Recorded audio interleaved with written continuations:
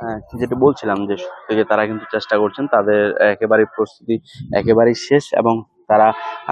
কিছুক্ষণের মধ্যে যে রংপুর বিভাগ থেকে যিনি এসেছেন তাদের সত্যতর কুমার, তিনি আসলেই আসলে তাদের আজকের যে নির্বাচনী যে রংপুর বিভাগের জিওডি, তিনি ইতিমধ্যে ঠাকুরগাঁও জেলার যে সার্কিট হাউস রয়েছে সে সার্কিট হাউস থেকে তিনি রওনা দিয়েছেন। অল্প কিছুক্ষণের মধ্যেই এই ঠাকুরগাঁও যে স্টেডিয়ামটি রয়েছে এই স্টেডিয়ামে তিনি উপস্থিত হবে, এবং এখানে এসেই আসলে তাদের আজকের কার্যক্রমটি তারা সম্পন্ন করবেন। ইতিমধ্যে আমরা দেখানোর চেষ্টা তাদের